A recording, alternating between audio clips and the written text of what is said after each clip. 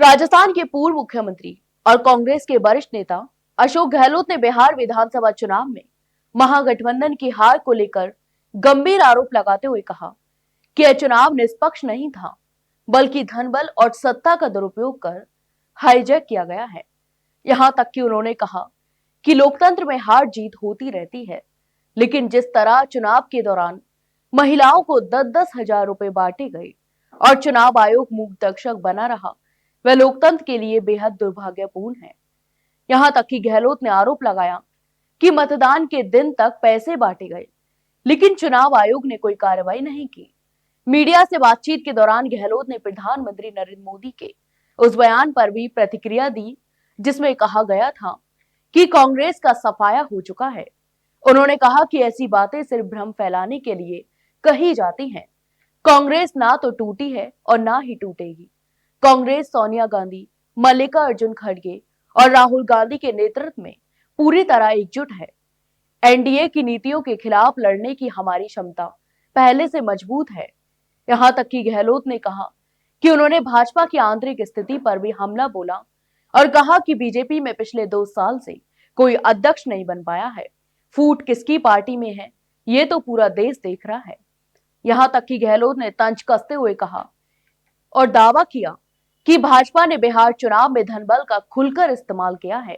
महिलाओं को पैसे देना सिर्फ एक पहलू है, बल्कि कई सरकारी योजनाओं के माध्यम से भी चुनाव को प्रभावित किया गया है। आंकड़े चौंकाने वाले हैं और यह पूरी तरह लोकतांत्रिक प्रक्रिया के खिलाफ भी है। उन्होंने कहा कि गहलोत ने कांग्रेस सरकार की योजनाओं को याद करते हुए कहा कि उनकी सरकार के दौरान संचालित योजनाओं की चर्चा आज भी पूरे देश में होती है और उनका असर अब भी दिखाई देता है। यहां तक कि उन्होंने आरोप लगाया कि मौजूदा सरकार के पास ना तो कोई विकास दृष्टि है और ना ही सुशासन का मॉडल है। उनका एक ही काम है, हमारी योजनाओं को बंद करो या कमजोर कर दो। गहलोत ने दावा किया कि इसी कारण जनता में नाराजगी है और उसी का परिणाम भी है कि कांग्रेस ने राजस्थान के अंतर विधानसभा उपचुनाव में 15,000 वोटों से जीत दर्ज की। चुनाव आयोग को भी गहलोत ने कटघरे में खड़ा किया और कहा कि आयोग को पूरी तरह निष्पक्ष रूप से काम करना चाहिए, लेकिन आज इसकी भूमिका को लेकर भी गंभीर सवाल उठ रहे हैं और कहा कि चुनाव आयोग को सभी राजनीतिक पार्टियों को विश्वास में लेना चाहिए और बात भी करनी चाहिए। विशेष रूप से एसआईआर को लेकर अपनाए गए तरीके पर उन्होंने सवाल उठाते हुए कहा कि इससे आयोग की नीयत पर संदेह होता है।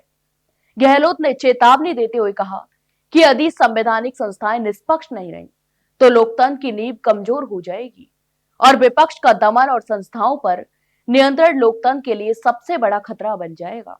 जो हाल बिहार में हुआ वह सिर्फ चुनाव की हार नहीं, बल्कि लोकतांत्रिक व्यवस्था के लिए एक चेतावनी भी है। तो आप इस पूरे मामले पर क्या सोचते हैं, हमें कमेंट बॉक्स में कमेंट करके जरूर बताएं। वही वीडियो को लाइक और शेयर जरूर करें और हाँ, चैनल को सब्सक्राइब करना ना भूलें। फिलहाल के लिए इतना ही, जल्द मिलते एक नई जानकारी के साथ। तब तक के लिए नमस्कार।